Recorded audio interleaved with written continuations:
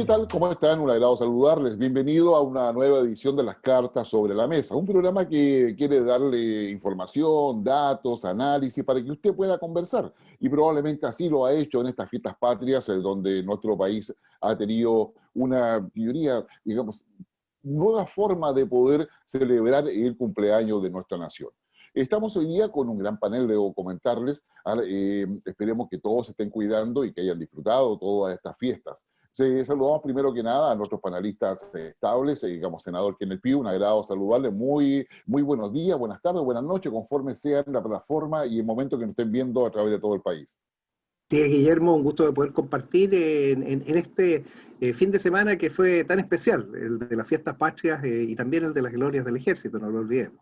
Así es. Digamos, saludamos también digamos, a quien tiene una gran experiencia política, y que posee además, yo diría, un gran empuje dentro de todo esto y que ha tenido en la práctica eh, una dilatada trayectoria política, no solamente como diputado, sino que también como embajador en Arabia Saudita, ha andado por China y ha tomado una experiencia concreta y real de lo que es la política exterior. Jorge Tarud, del PPD, ¿cómo está usted? Gusto en saludarlo. El gusto es mío, Guillermo, y muchas gracias por esta invitación. Y yo creo que es muy bueno debatir, ¿no es cierto?, sobre varios temas que tenemos en la agenda de nuestro país. Exactamente. Vamos a estar a la espera de también otro connotado político que yo nos acompaña permanentemente, que es Gabriel Gaspar. Ya lo saludaremos cuando ingrese, digamos, a nuestro panel. Pero también tenemos hoy día un especial invitado que es muy pertinente respecto a tener una mirada desde lo local, desde lo que ha sucedido en estas fiestas patrias y cómo se vislumbra de esa mirada, yo diría costera, pero que también representa a una parte de la sociedad y que a una parte del Estado. Nos referimos a Jorge Luis Yáñez, digamos, alcalde de Algarrobo. Alcalde, un agrado saludarlo. Hola, ¿cómo están? Buenos días a todos. Un gusto saludarlos. Muchas gracias por acompañarnos en esta oportunidad. Y comencemos un poco a preguntarle cómo ha sido, digamos, esto, cómo se vive desde la alcaldía esta suerte de cordones sanitarios, esta suerte de que no vaya a su segunda vivienda. Usted, alcalde de una comuna que tiene bastante personas con segunda vivienda, ¿y cómo se ha vivido eso? ¿Cómo se percibe desde su perspectiva?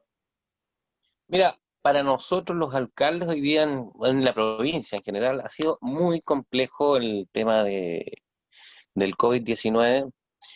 Yo creo que para todos, fíjate, porque no había experiencia en relación a esto.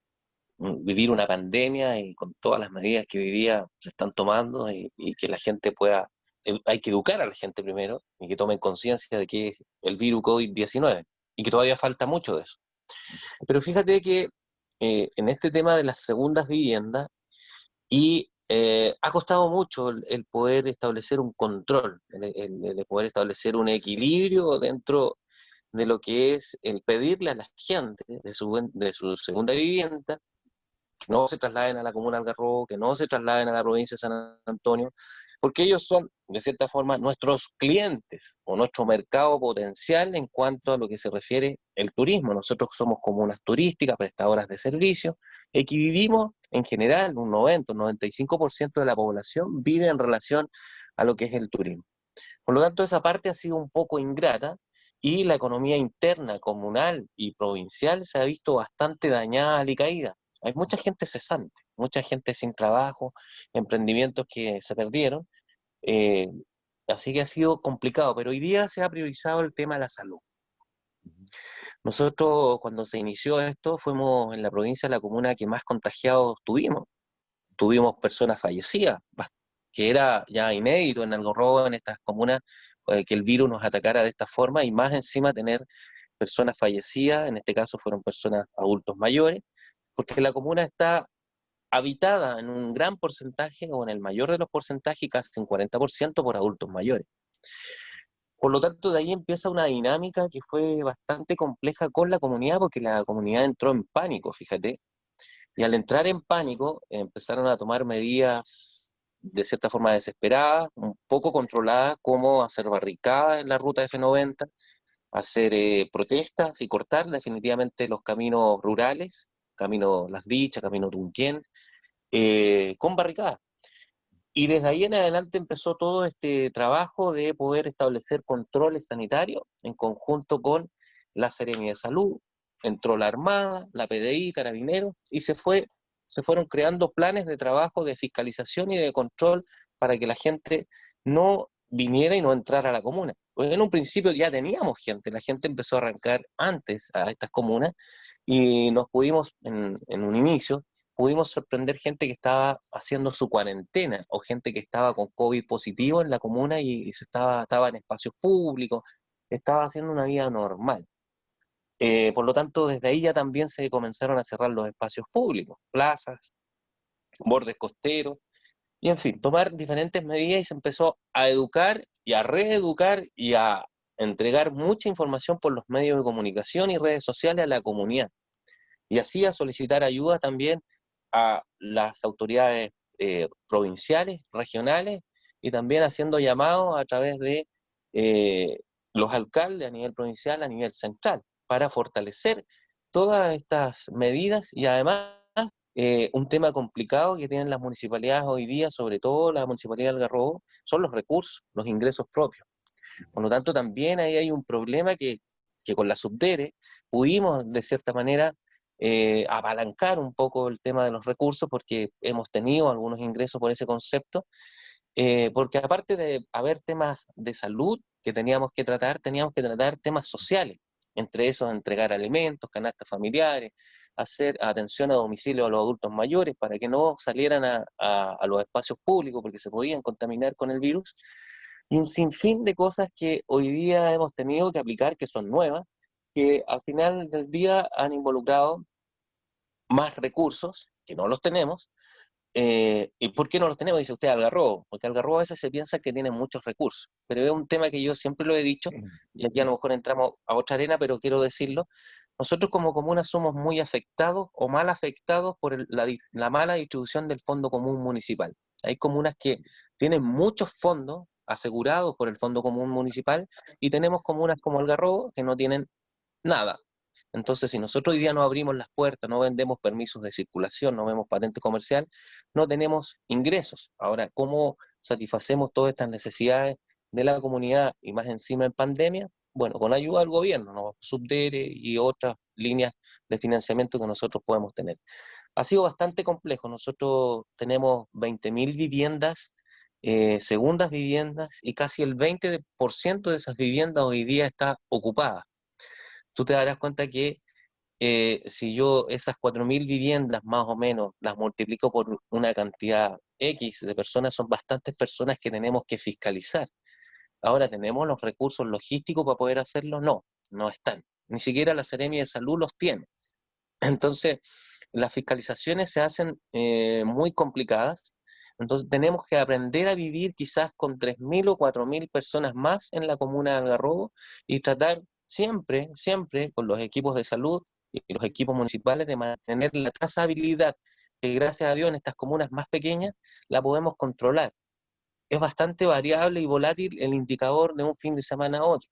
Vamos a ver qué pasa en el 18. Ojalá no existan más contagiados en la comuna de Algarrobo, porque insisto, hay muchos adultos mayores y que tienen patología de base y que están en riesgo de contraer el virus y hacer una patología bastante crítica, incluso poder fallecer, porque así ha pasado en la comuna de Algarrobo. Por lo tanto, el conjunto general del COVID-19 para las comunas y para la provincia de San Antonio ha sido bastante, bastante compleja, considerando también que el hospital base que tenemos acá es un hospital pequeño que está colapsado, que no tiene la resolutividad que tiene el Van Buren o otro hospital como por ejemplo de Valparaíso, y además nosotros tenemos pequeños CESFAN en cada comuna que son al final del día atención primaria de salud, nada más que eso. Entonces ha sido bastante complejo el mantener toda esta situación que tiene un tema sanitario, por un lado, un tema social y un tema económico, y que todas esas variables o esos factores, ustedes si quieren le pueden poner algún otro más, pero para nosotros esas líneas o esas variables han sido bastante complejas el poder trabajarlas con la comunidad a nivel provincial y yo creo que también a nivel regional. Alcalde, si me permite, buenos días. Con Buenos su días, Gabriel. experiencia, ¿cuál, con la relación con los otros poderes del Estado, cuál sería su sugerencia? ¿Qué es lo que se puede mejorar? ¿Qué es lo que habría que evitar? Recurriendo a su experiencia de base, digamos, local. Sí, mira, yo la sugerencia siempre está en que a mí me parecen muy bien las estrategias que toma el gobierno, porque técnicamente me parecen muy acertadas. Está bien, pero ¿cuál es el tema? Que a nivel de gobierno, a nivel central está muy bien, pero ¿cómo bajan las municipalidades? La idea y la estrategia baja a veces, por ejemplo, con falta de financiamiento. Y puede haber una idea muy buena, pero si no tiene financiamiento, es muy complejo el poder desarrollarla. Entonces la idea es poder acercar las medidas que se están tomando a nivel central un poco más a los alcaldes, a la realidad de los alcaldes, porque las estrategias son buenas, bueno, pero también necesitan, es viable desde el punto de vista técnico, es viable desde el punto de vista financiero, por ejemplo, yo digo, y a veces no es viable. Entonces nosotros tenemos que cambiar un poco la metodología y adaptarla a la realidad de nosotros. Y por ahí se ven mermados algunos objetivos quizás que el gobierno central está estableciendo. Por ejemplo, me refiero a los cordones sanitarios o a las barreras sanitarias. Normalmente, no, primero no duran 24 horas. Y si no duran 24 horas, son controles que son controles aparentes. Aparentemente se está controlando. Entonces tú haces ese ejercicio y dices, bueno, el cordón sanitario dura de las 9 de la mañana hasta las 9 de la noche, por ejemplo, o hasta las 8 de la tarde en algunos lugares, hasta las 6 de la tarde en otros lugares también. Por lo tanto, de las 6 hasta el toque de queda no hay ningún control. Yo puedo pasar. Y ese es un ejemplo. Y así sucesivamente la gente se ha ido trasladando y al final el problema nos queda a nosotros. Si la gente, independiente de la normativa y las medidas que se estén tomando, la gente, como mucha gente está desobedeciendo esa normativa, es como que está leyendo la letra chica de la norma y al final está acá, en la provincia y en la comuna de Algarrobo. Ahora, ¿qué hacemos nosotros con toda esa gente? ¿Qué hacemos con la pandemia? ¿Cómo la controlamos? ¿Cómo controlamos la trazabilidad? Y para eso necesitamos recursos humanos, recursos logísticos. Entonces, esa es una de las problemáticas. Estrategias muy buenas a nivel central, pero que bajan muy mal, digamos, al poder, en este caso, del Estado, que es una municipalidad. Alcalde, si nos pudiera graficar, dar un ejemplo. Por ejemplo, para tener cordones se requiere más personal policial. Ustedes tienen una dotación de carabineros, probablemente tienen también una dotación de policía marítima. Para el personal sanitario tienen su personal. ¿Eso ha aumentado, se ha mantenido, han habido bajas por enfermedad? ¿Cuál es la experiencia? Todas las anteriores, pero la única que voy a eliminar es el aumento. Sí, como te digo, nosotros somos los mismos con los mismos problemas, porque no tenemos más dotación de la Armada, no tenemos más dotación de Carabineros y no tenemos dotación de la... Oye, pero sí, mira, yo con la Seremi de Salud, si bien tengo muy buena relación con Francisco, el Seremi, porque se ha portado bien, hemos trabajado en conjunto, él ha puesto todo, pero al final del día, yo digo, pero ¿sabéis qué? Necesito controladores, o sea, necesito gente de la Seremi de Salud que estén en los controles sanitarios, porque ustedes son las autoridades sanitarias. Entonces, cuando no hay recurso humano disponible desde esa área hacia las municipalidades, o es muy escaso, el control no es eficiente. Entonces, ahí nuevamente la municipalidad dice, bueno, ¿y qué hago? Entonces, ya, bueno, contratemos nosotros. Y ahí tomamos nuevamente la batuta nosotros y tenemos que contratar gente con nuestro patrimonio, con nuestro presupuesto, que no estaba presupuestado, y empezar a fortalecer los controles sanitarios con enfermeras o técnicos paramédicos que puedan acompañar a carabineros y a la Armada. Entonces es como un circo pobre. Entonces, al final la planificación o las proyecciones que teníamos, nosotros vamos reaccionando frente a la situación. Entonces, por eso te digo, falta un poco más de apoyo. Entonces yo digo, oye, Seremi, pero ¿cómo ustedes como Seremi no vamos a tener un poco más de lucas, más plata? Pidámosle al ministerio un poco más y contratemos la cantidad de personas suficientes o necesarias para hacer controles eficientes y que evitamos de esta forma la movilidad, porque yo el otro día leía que a mayor movilidad, mayor la posibilidad de poder contagiarse. Entonces, esa es una situación compleja. Perfecto. Alcalde, y una última pregunta, dada la buena experiencia que tiene de base. ¿Este panorama es de Algarrobo o también se repite en las otras comunas adyacentes? ¿Cuál es su experiencia con sus colegas?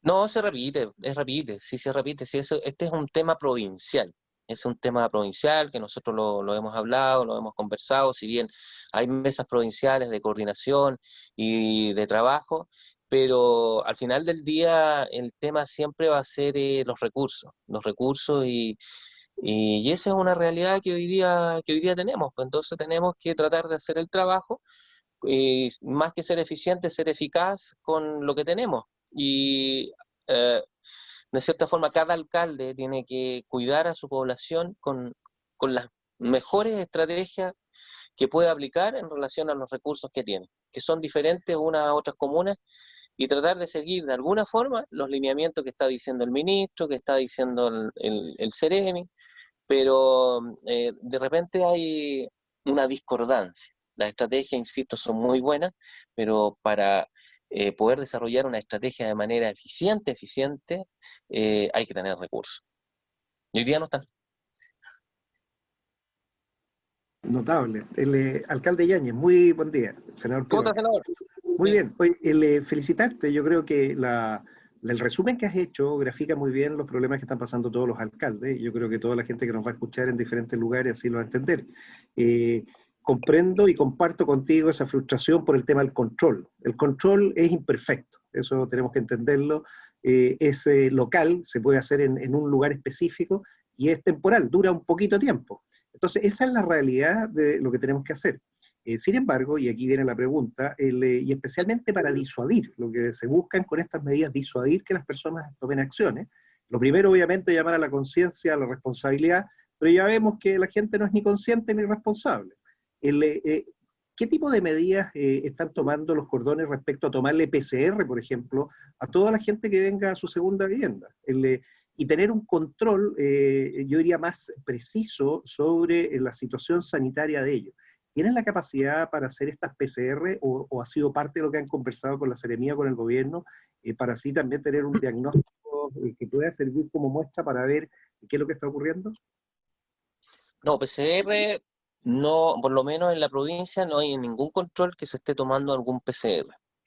Los controles de cierta forma son externos, son medidas externas que se hacen, es una mixtura entre municipalidad y Ceremi. Las municipalidades sí, como por ejemplo Algarrobo, nosotros tomamos incluso PCR preventivos, pero esa es una organización interna que nosotros hacemos con la comunidad, con las juntas de vecinos, con el comercio, para poder evitar que hayan más contagiados y si es que existe alguno que es asintomático, nosotros poder detectarlo en el momento y tomar las medidas, insisto, para no perder este control, esta trazabilidad del virus.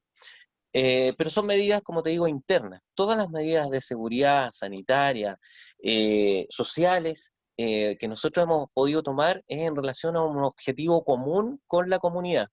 ¿Dónde se produce la dispersión? Bueno, cuando ya vamos al control sanitario y vamos avanzando hacia las rutas o ya llegamos a la región, es más disperso, porque la logística es distinta. Y a mí a lo mejor me parece una muy buena idea, a lo mejor tomar un PCR en los controles sanitarios. La pregunta es, ¿quién los va a tomar? ¿De dónde vamos a sacar los PCR? ¿Quién va a financiar esto? Porque ahí se necesita recursos humanos, se necesita equipamiento, en fin, vamos sumando y ya tienes un costo que al final del día, ¿quién lo asume? Entonces, insisto, de repente hay muy buenas ideas, pero ¿cómo las ejecutamos? El mismo veraneante. Si este es un tema, nuevamente, la disuasión parte con medidas prácticas en donde le tiene que doler a la persona, le tiene que doler el bolsillo, claro, le tiene que doler la nariz, le tiene que doler varios lugares, cosa que la disuasión sea efectiva, o sea, porque si no es como entonces ahí viene la defensa en profundidad. Yo creo que uno de los conceptos que tenemos que buscar es eso, y sería bueno que también lo propongan ustedes desde abajo, el cómo poder robustecerse con varias cosas. O sea, mire, usted conforme, pero no es de acá, tiene que entonces financiar su PCR y tiene que tomársela y le vamos a hacer el seguimiento. Porque si no, es gratis, no tiene ningún efecto instantáneo. Pero imagínese de que nosotros hoy día tenemos ya a la fecha 45 sumarios sanitarios, que es el 50% de la provincia en relación a todo lo que hay. Y un sumario sanitario significa que tú te estás exponiendo a casi 50 millones de pesos de multa. Y si tenemos 45 y nos quedan como 200 más que fiscalizar, quiere decir que la gente está dispuesta a pagar 50 millones por desobedecer una norma. O sea, yo lo podría decir como extremadamente. Entonces, es una situación compleja. Entonces tú decís, oye, pero ¿cómo? No estamos tomando... Pero si el otro día, mira, estuvimos en el borde costero con el Ceremi, y es increíble cómo en media hora teníamos 3 o 4 sumarios sanitarios, ahí in situ. Y la gente de la autoridad y se arrancaban, era increíble como, todos se arrancaron de la playa así corriendo, había que pillarlos poco menos. Entonces, y tú decís, oye, ¿y en qué mundo estamos viviendo? ¿Por qué no cumplimos la norma? Hay una normativa del MinSal, hay un decreto vigente, una resolución vigente, y que dice expresamente se prohíbe el traslado a la segunda vivienda. Está prohibido. Ahora, ¿por qué no obedecemos la norma? A mí como alcalde, yo es mi primera administración, y me llama mucho la atención eso, fíjate, que a veces se desobedece la norma de alguna manera, pero todavía no descubro por qué. ¿Por qué en la sociedad está de esta manera? ¿Por qué somos irresponsables? ¿Por qué no fortalecemos el autocuidado, sabiendo que hay una pandemia que te puede afectar a ti, a mí, a mi familia, que nos podemos morir finalmente, y no tomamos conciencia? Y eso no lo he podido descubrir. No sé por qué, habiendo peligro de muerte, pero igual voy a desobedecer la norma. Es increíble. A mí eso me parece muy increíble, que a veces, no sé, podamos ser tan poco empáticos en temas de salud, y como país, como sociedad, nos cuidamos, nos protegemos, salimos de esto, y finalmente podemos levantar un país que hoy día está complicado a niveles sanitarios, pero también a nivel económico. Yo tengo muchos amigos, tengo mucha gente conocida en la comuna que dice, bueno, ¿cómo vamos a reactivar todo este mundo laboral?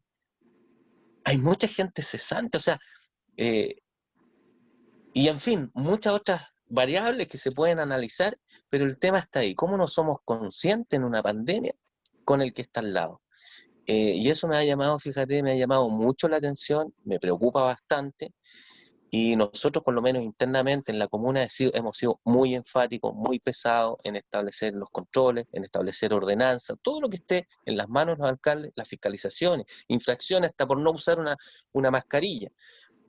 Así es que, pero son muchas cosas que los alcaldes estamos viviendo, a diferentes escalas, pero ha sido muy complicado el poder hacerlo. Y la relación con el gobierno, sí, pues, o sea, está bien, a veces se hacen mesas de trabajo con algunos alcaldes de las comunas más grandes, pero también habemos comunas chiquititas, y también a veces podemos tener quizá alguna propuesta, o decir algo, no sé, para poder tener finalmente mejores resultados. Sí, es eso. Creo que se puede hacer.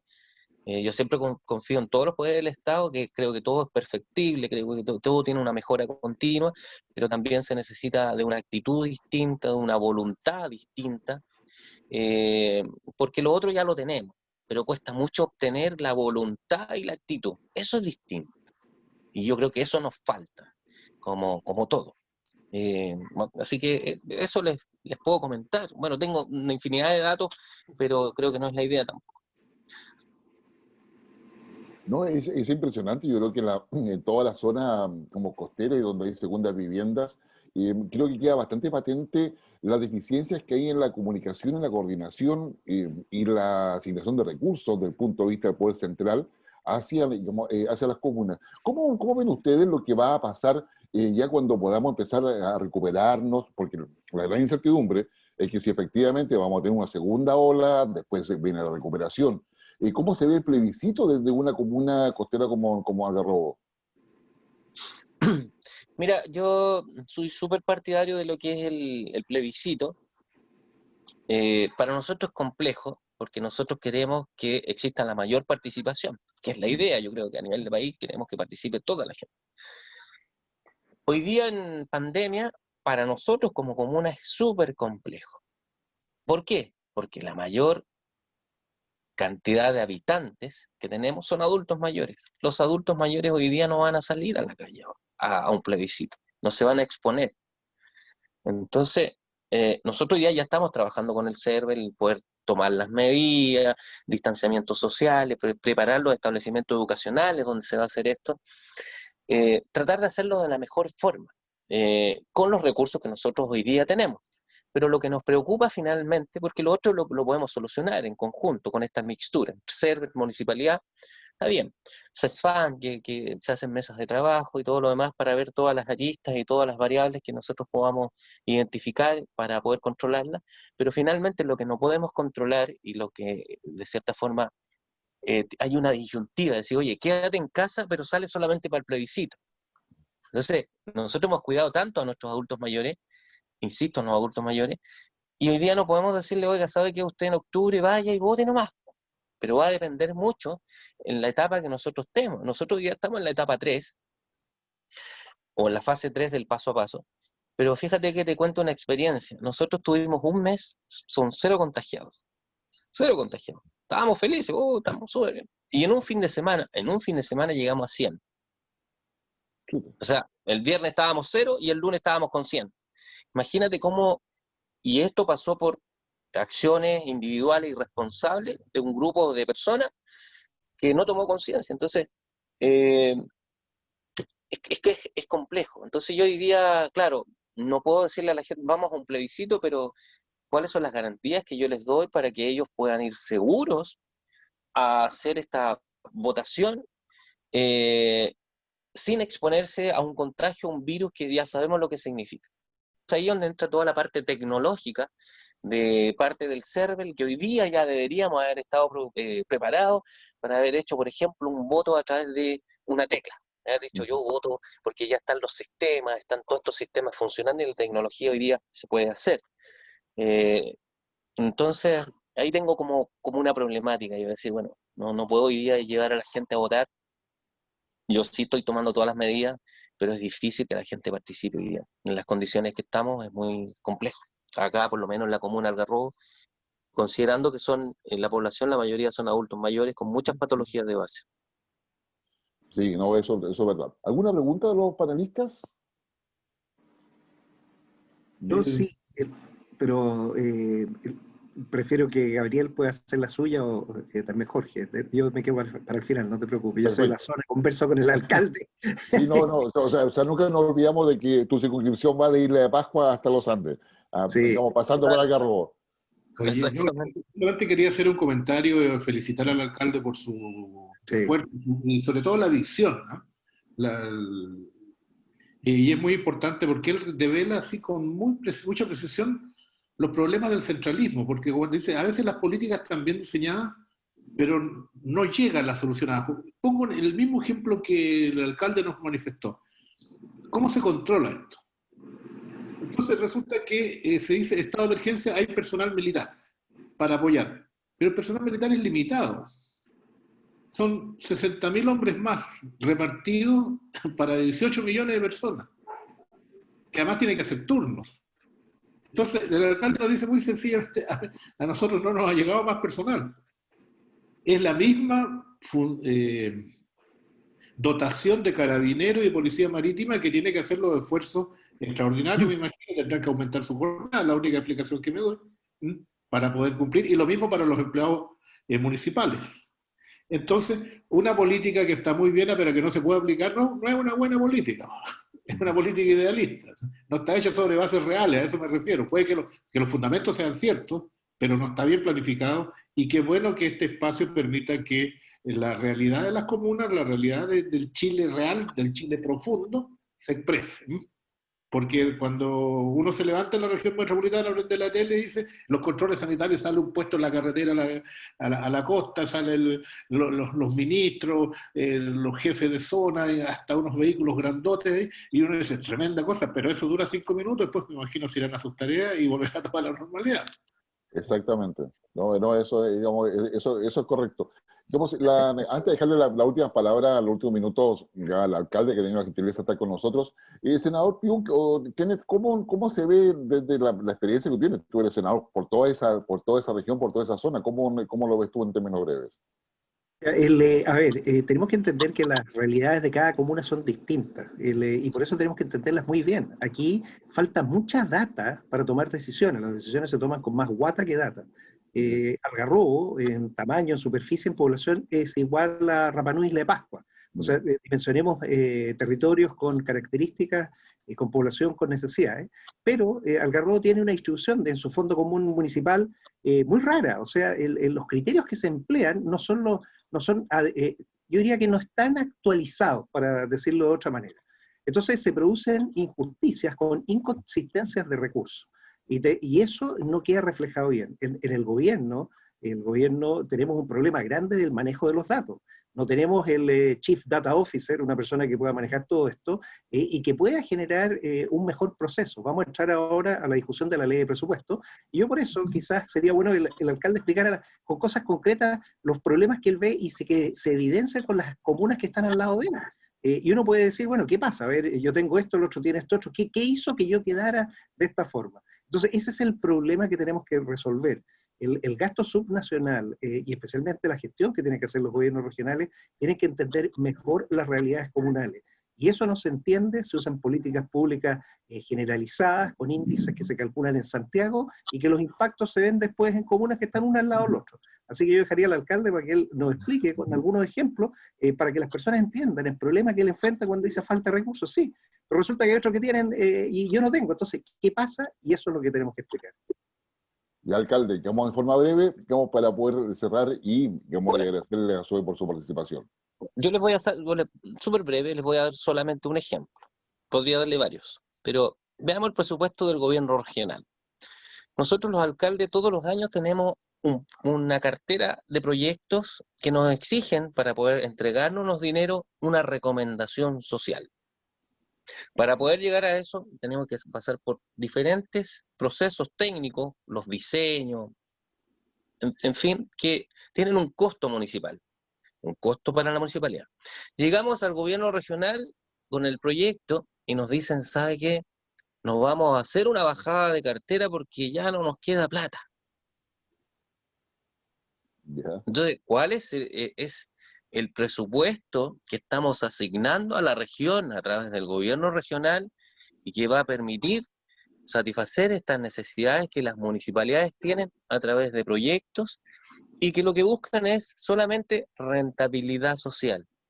Entonces, a veces nosotros estamos 4 años, pero los periodos son de 2 años nomás, porque a veces no tenemos este flujo de caja suficiente en algunos organismos del Estado, como por ejemplo, les menciono, el gobierno regional, que no nos va a permitir finalmente ejecutar el proyecto, y se quedan ahí esperando mucho tiempo, hasta que en algún momento dado llega el financiamiento. Pero pasaron 6 meses y a veces 1 año.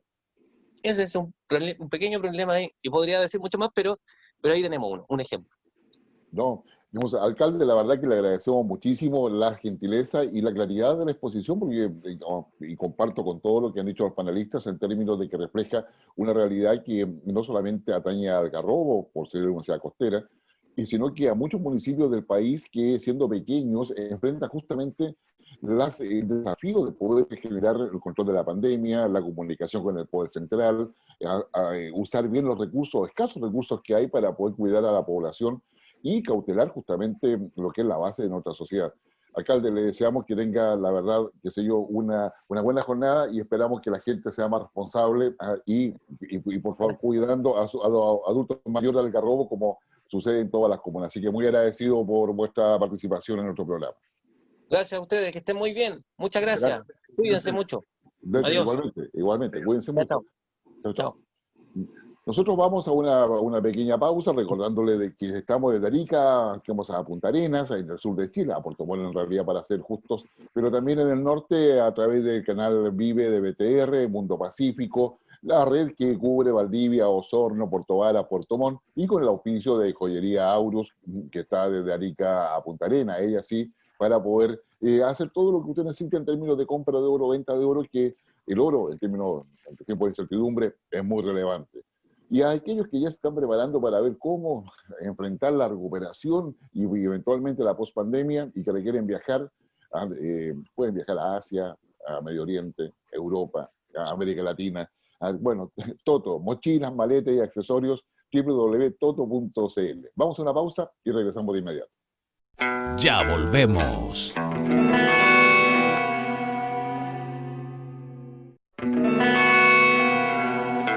Estamos de vuelta. Ya estamos de regreso nuevamente a la carta sobre la mesa. Hemos tenido una interesante conversación con el alcalde de Algarrobo, que nos coloca las cosas en perspectiva, en realidad, en lo que significa una comuna pequeña enfrentando la pandemia, enfrentando las condiciones que requiere el plebiscito y también viendo lo que es la relación entre un gobierno local y el gobierno central, en términos no solamente de estrategia, que puede ser buena, sino que el tema es cómo se implementa.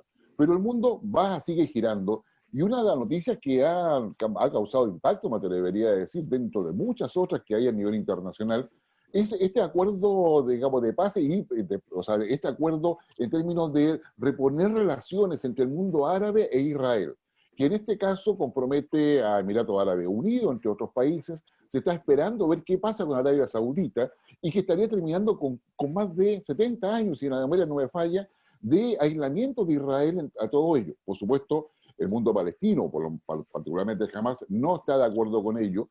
Y a ese respecto quisiera pedirle la opinión, no solamente a quien tiene una gran experiencia, como ya dijimos, como embajador, aparte de Gabriel, que también lo ha sido, pero que ha estado allá justamente como embajador en Arabia Saudita. ¿Cómo se ve? Bueno, a todo esto debo decirlo, Jorge Tarujo también fue miembro de la Comisión de Relaciones Exteriores de la Cámara de Diputados por mucho tiempo. ¿Cómo se ve esto, Jorge? ¿Cómo se percibe desde fuera este acuerdo que Donald Trump ha exhibido con gran triunfo? Bueno, Guillermo, yo conozco bien Emiratos porque yo viví 10 años en Emiratos Árabes Unidos. Y pues desde los años 75 al 85, en donde Emiratos era muy pequeño, todavía no estaba recién comenzando, ellos fueron independientes recién en el 73 y formaron la Confederación de 7 Emiratos. Y posteriormente, el año 90, el presidente Erwin me designó embajador en Arabia Saudita y concurrente en todos los países del Consejo de Cooperación del Golfo, que incluye Emiratos Árabes, Bahrein, Omán, Qatar. Y en consecuencia, yo solamente te voy a describir lo que pasó en un momento. Y era cuando en Irán estaba el Shah gobernando. Emiratos, y particularmente el Emirato de Sharjah, era dueño de una isla que producía 30.000 barriles de petróleo diario. De la noche a la mañana llegaron las tropas iraníes, invadieron la isla, echaron a los emiratí y hasta el día de hoy no les devuelven la isla. O sea, es decir, el temor, digamos, de Emiratos hacia su, digamos, vecino separado por el Golfo Arábico o Golfo Pérsico, como queramos llamarle, es latente, ¿ya? Entonces ahí yo veo una explicación más de relaciones con un país que evidentemente Israel al único que le tiene temor en la región es a Irán, ¿no? El único capaz de eventualmente tener un enfrentamiento, ¿no? Entonces aquí está el adversario común, igual que Bahrein es una isla muy, muy pequeñita, ¿no es cierto? En consecuencia, bueno, probablemente Omán también lo esté considerando. Arabia Saudita lo veo más difícil, porque el rey es el custodio de las 3 santas mezquitas. Y en consecuencia, yo creo que ahí se le puede, ¿no? Con el Islam, digamos. Entonces, yo creo que ellos van a ser muy cuidadosos en los pasos que vayan a dar hacia adelante. Ahora, en el mundo palestino, esto evidentemente que causó indignación, ¿ya? Y por lo tanto, repercusiones, a mi juicio, van a haber, sin ningún lugar a duda. ¿Qué tipo de repercusiones? No lo sabemos. Y esto, evidentemente, que favorece a Trump, porque Trump, en un momento de reelección, le sacó mucho provecho, ¿no es cierto?, teniendo ahí a Netanyahu y a los cancilleres de Emiratos, de Bahrein, etcétera. Entonces, bueno, hay una cuestión de tipo político también, pero a lo que yo quiero ir es que aquí hay un adversario y enemigo común al cual, ¿no es cierto?, Emiratos siempre le tuvo temor, ¿eh? Y quizás con razón, porque un país que invade a otro, una isla, y no se la devuelve más, bueno, es para temer, ¿no es cierto? Sí, no, no, sin lugar a dudas. O sea, de hecho, recordemos que Chile mantiene relaciones diplomáticas hoy día con Emiratos Árabes Unidos. De hecho, digamos, el subsecretario de Relaciones Económicas Internacionales acaba de estar hace una semana atrás, o unos días atrás, en Emiratos Árabes Unidos, buscando inversiones de Emiratos Árabes Unidos en Chile. También lo propio ha hecho con Arabia Saudita. Lo propio, hemos profundizado las relaciones con varios países de Medio Oriente, y por eso es tan importante entender que el acuerdo de Donald Trump, o lo que Donald Trump como incentiva como acuerdo, también al final del día tiene repercusión en América Latina y en aquellos países como Chile, que tiene relaciones justamente con esos países. Por supuesto. Bueno, yo fui el primer embajador chileno que presentó credenciales en Emiratos, porque en la embajada se cubría, no teníamos embajada, sino que se cubría de Arabia Saudita, pero ellos no permitían que embajadores no residentes presenten sus credenciales.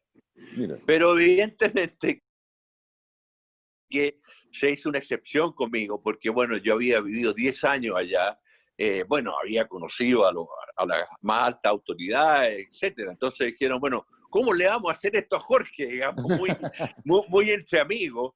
Y me llamaron a presentar credenciales al presidente, que entre paréntesis, el presidente de esa época, Sayed, fue el fundador de los Emiratos Árabes. Los Higgins de ellos, digamos. Y bueno, claro que les quedó la escoba en protocolo, porque llamaron 25 embajadores para decir, oiga, momentito, ¿y por qué al chileno lo llaman y a mí no me llaman? Bueno, se armó una batahola tremenda, pero en fin, Emiratos Árabes es nuestro primer socio comercial en el mundo árabe, ¿ya? Sí.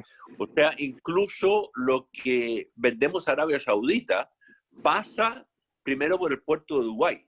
¿Ya? Dubái es un centro neurálgico de comercio para nosotros muy importante, ¿ya? Y sigue siendo el más importante para nosotros. Lamentablemente, Emirates suspendió sus vuelos a Chile, lo que es muy lamentable porque, bueno, se hizo ahí un gran esfuerzo anteriormente en que a los chilenos les liberaron la visa, pudieron volar Emiratos para acá, bueno, es la situación que se está viviendo hoy en día. Sí, sí, por favor, Kenneth. Mira, el embajador Tarut, vamos a reconocerle eso, efectivamente él puso en contexto para Chile lo que Emiratos Árabes es. Tenemos que reconocer, uno, la posición geográfica privilegiada. Ellos controlan el estrecho de Hormuz, que es por donde pasa todo el petróleo. O sea, la posición estratégica de Emiratos para el mundo es tremendamente importante. Por eso hay que dimensionarlo geopolíticamente. ¿Y qué significa? Bahrein es pequeñito, es una isla que está al lado, pero también la influencia norteamericana ahí es muy grande. O sea, en la práctica, Trump jugó sus piezas de ajedrez que más conoce. Pero ¿por qué para Chile es tan importante Emiratos Árabes? Porque en la política exterior ellos están conscientes que el petróleo es un recurso que se va a acabar, pero que ellos tienen que tomar función en otra área. ¿Y cuál es el área que decidió Emiratos Árabes Unidos? La logística. Entonces, ojo, Emirates, logística aérea, transporte aéreo, y Dubai Ports, Dubai Port tomó la concesión de 3 concesiones portuarias en Chile. La más importante, Puerto Central, en San Antonio. Entonces, la presencia de Emiratos Árabes en Chile es concreta, no solamente en el intercambio de toda la puerta de entrada de nuestros productos, que son muy bien apetecidos y que lo hacen muy bien, sino que también en la inversión, en la confianza que ellos han hecho en Chile. Y esa relación es la que tenemos que reforzar y entender, y por eso nosotros también nos relacionamos con Emiratos directos, de igual a igual. Ahí yo destaco la función que ha realizado el senador Francisco Chaguán, que ha sido siempre un promotor de estos vínculos. Él ha mantenido ese contacto y ese nexo, ha estado permanentemente volando, es como el que realiza la diplomacia parlamentaria en ese sentido. Y por eso, ojalá podamos seguir con Emiratos buscando más relaciones en ese ámbito logístico, porque Chile es la puerta de entrada al Pacífico. Recordemos que nosotros tenemos el Estrecho Magallanes, que cumple 500 años este año, la presencia europea, el encuentro de los pueblos navegantes, los navegantes europeos, portugueses y españoles, y los navegantes del sur, Yaganes, Cahuéscar. Entonces Chile tiene también, al igual que Emiratos, un rol en todo lo que es el transporte marítimo mundial, donde somos pares. Y esa alianza es muy buena, la tenemos que robustecer y profundizar. Muchas gracias, porque yo creo que descubrimos algo que no es relevante. Le quiero dar la palabra a Gabriel, digamos, aprovechando no solamente su capacidad de síntesis. Ustedes en infogate.cl pueden leer todos los lunes cómo el análisis de Gabriel Gaspar, desde el punto de vista político, muchas veces doméstico y otras veces internacional, o mezclado muchas veces. Pero yo quiero aprovechar tu experiencia, porque si hay una persona que conoce bastante América Latina, es Gabriel Gaspar. No solamente por las funciones que ha tocado como embajador, sino que también por lo que se ha dedicado en su vida política. ¿Cómo podríamos hacer una síntesis de cómo está la democracia en América del Sur? Porque tenemos grandes disturbios en Colombia, una situación, yo diría, compleja en Ecuador, una acusación de vacancia que recién vamos a saber en esta semana, este fin de semana, o la próxima semana, qué va a pasar finalmente con Vizcarra, un Jair Bolsonaro que está equilibrándose, digamos, Alberto Fernández, que ha tenido que lidiar con un paro, con una huelga policial, ni más ni menos, pero también con protestas en la calle, un Chile que está así, digamos, tambaleándose entre la estabilidad, la gobernabilidad y luchando contra la pandemia, una Bolivia que está ahí complicada, un Paraguay que también está complicado, y un Uruguay que se pensaba que estaba tranquilo y no está tanto. Gabriel, ¿cómo verías tú una fotografía sin términos breves para poder dejarle tema a quienes nos siguen por todas las plataformas que se transmite este programa? Yo lo diría en términos telegráficos, uno podría partir por el final, o sea, en realidad Uruguay es lo más destacable de la región, porque todo el resto estamos complicados. Uh-huh. Estamos complicados, más bien la pandemia desnudó las desigualdades que existían en nuestros países y también las debilidades del modelo de desarrollo, que si bien permitió grandes crecimientos del PIB, concentró los resultados de esos crecimientos en élites sociales y económicas muy pequeñas y mantuvo a buena parte de la población en la informalidad. El trabajo informal en la mayoría de los países llega al 50%, y en algunos casos lo supera. Entonces, esa es gente que no tiene previsión, no tiene estabilidad en el empleo, y si un día le dicen no puedes salir de tu casa, tampoco queda cesante. Y eso es lo que ha pasado en América Latina. La pandemia desnudó nuestra desigualdad y la precariedad de nuestro modelo económico, y nos pilló también en curva, ¿no? Como diríamos, porque en un momento económico en que había pasado el boom de los commodities, de los precios de las materias primas, y eso me lleva a una reflexión final que se estudia, no es una idea mía, digamos, adhiero a ella, y es que en América Latina la democracia está, dada la distribución del poder y el ingreso que existe, está muy vinculada al excedente económico. Sería lo siguiente, la ecuación. Mientras haya excedente económico, en este caso porque crecieron los precios de nuestras materias primas, se puede repartir vía presupuesto, etc. Y por tanto se pueden calmar las tensiones sociales. Cuando se restringe, cuando no hay crecimiento económico, el presupuesto queda reducido, muy limitado, y por tanto la población queda fuera de beneficios básicos, como nos acaba de relatar el alcalde. Qué mejor conexión, digamos, de lo local al local. Y entonces eso es lo que está pasando en América Latina, y yo concuerdo plenamente con lo que ha dicho Jorge aquí. Porque en estos momentos también, cuando los recursos son escasos, es que también cuando se empiezan a mostrar los dientes, los países y las potencias, porque se empieza la pelea por los recursos. ¿Y qué tenemos acá? Hay un pacto, como bien relató Jorge, en que lo común es que todos los que firman tienen como enemigo principal a Irán.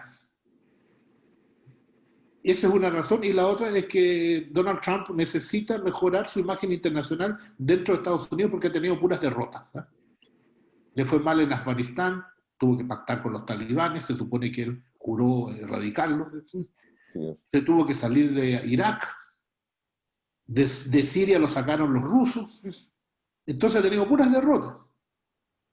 Y además a Kim, el coreano, lo amenazó con que lo iba a aplastar y al final el otro negoció como quiso con él.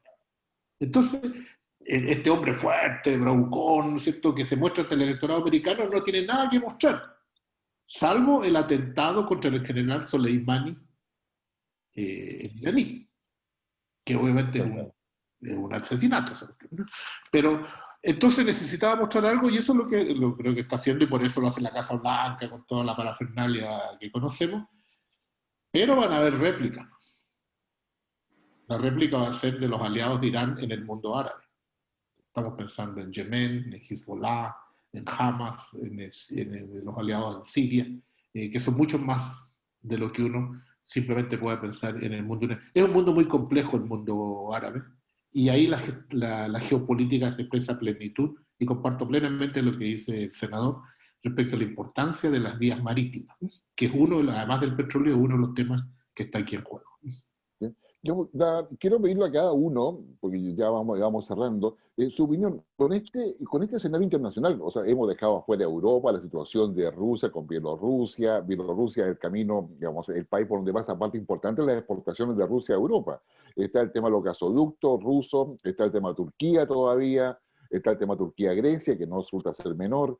En fin, hay un panorama internacional que pareciera ser un poco más incertidumbre. En esa perspectiva, y ahora desde Chile, con nuestra democracia, con un plebiscito a portas, con la necesidad de poder tener una hoja de ruta, ¿cómo lo ven ustedes? ¿A qué deberíamos sumarnos o qué deberíamos plantear para poder, digamos, lograr eso? Jorge, empiezo contigo. Bueno, mira, tú describes que el panorama es extraordinariamente incierto. ¿Qué está pasando? ¿Qué va a pasar en Estados Unidos? ¿Quién va a ser electo? Es muy diferente si es electo Trump a si es electo Biden, es evidente.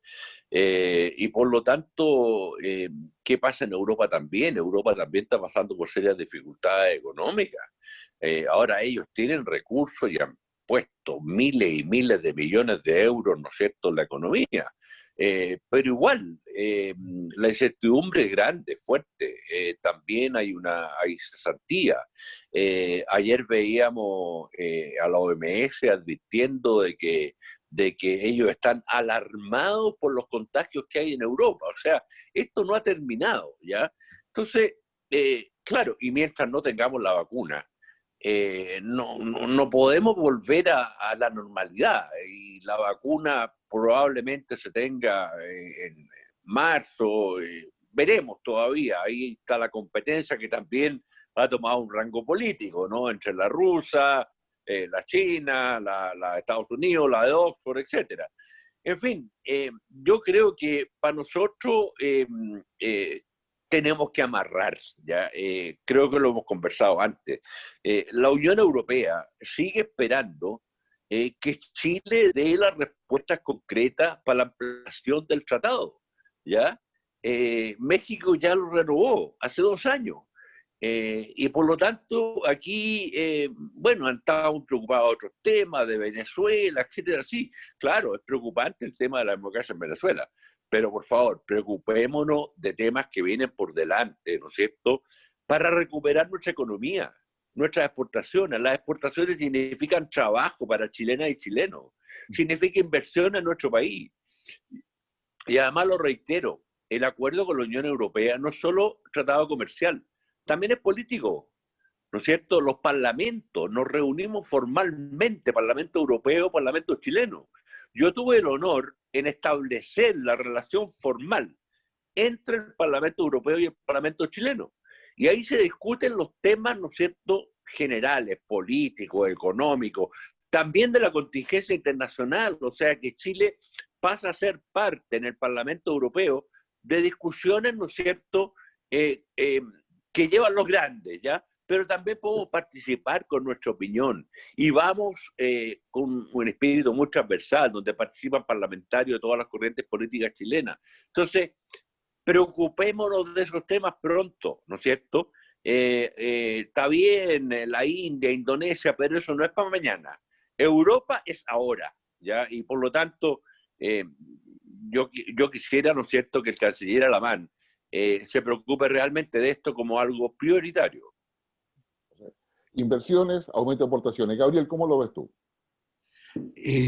Claramente que nosotros necesitamos diseñar una estrategia que fortalezca nuestra inserción internacional, con un agregado nada más que lo conversamos hace algunas semanas, que la crisis también está demostrando que necesitamos tener alguna capacidad de autosuficiencia en algunos rubros. Rubros que tenemos, obviamente. Por ejemplo, el rubro alimentario. En nuestra agricultura, qué bueno que exporte, pero ojalá que una parte de esa producción sea de granos básicos y que esté prevista para el abastecimiento del país. Porque nosotros en esta oportunidad teníamos trigo para la harina, pero por el paro camionero estuvimos a punto de tener una situación colapsada de abastecimiento de alimento básico. Entonces, las relaciones internacionales cumplen un fin.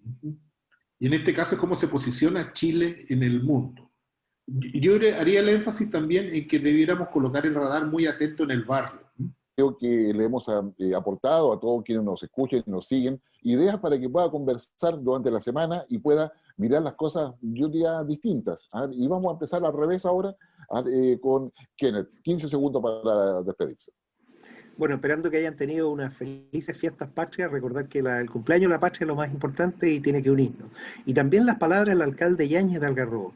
La responsabilidad es nuestra, es personal. Si queremos realmente cuidar a los semejantes y al país, quedémonos en casa. No cometamos el error de ir a aumentar la movilidad y con eso aumentar la probabilidad de contagio. Jorge. Bueno, esta es una fiesta muy particular que no vamos a poder celebrar como acostumbramos, ¿no es cierto?, permanentemente, pero bueno, a cuidarse todos, a cuidar a los demás, es muy importante la unidad en estas circunstancias. Creo que los chilenos tenemos que unirnos. No me gusta ver esa pelea de trinchera que veo muchas veces en el ámbito político. Así que fuerza, adelante. Y bueno, seguir confiando en que los chilenos somos capaces de salir adelante. Así que muchas gracias por la invitación. No, gracias a ti, Jorge. Gabriel, tú cierras.